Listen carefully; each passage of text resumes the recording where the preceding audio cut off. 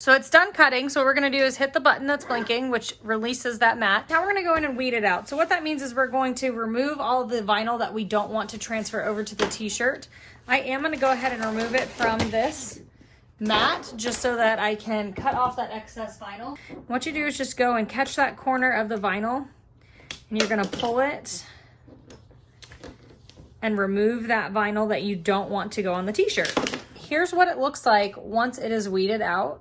So my heat press is all heated up. First things first is I may actually just pull this down for a second and heat up that shirt so you get a good base of heat there, so it's gonna stick really well. But you can see it kind of smooths the shirt out there, so I wanna make sure that it's pretty straight, and then I'm just gonna line this up center down from that tag and put that on the shirt right there. So now I've heat pressed it once, I'm going to let it sit for just a minute.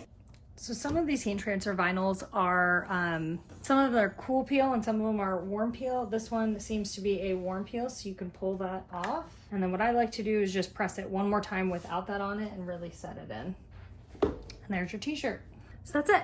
That's all it is. It's the design of it is what takes really the most time, and then the weeding out of the vinyl. Other than that, it's really, really simple. If you have a heat press, it does help save time. It's faster and you can get a lot more done at once, but you know, without it, you can use a clothing iron. You just have to put a lot of pressure on it. And I've seen a lot of women in these groups that I'm in say they can't get enough pressure, and that, you know, the vinyl starts to peel. So if you have the room and you have the time, I would highly suggest getting a heat press. It is a time saver. Talk to you later. Bye.